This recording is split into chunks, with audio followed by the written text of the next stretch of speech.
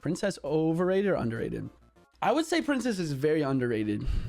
It's the only troop in the game. It's actually the only card in the game that will never die if you don't respond to it. And because of that, it can provide insurmountable amounts of value if you know what you're doing. So I would say, I would probably say it's an underrated card.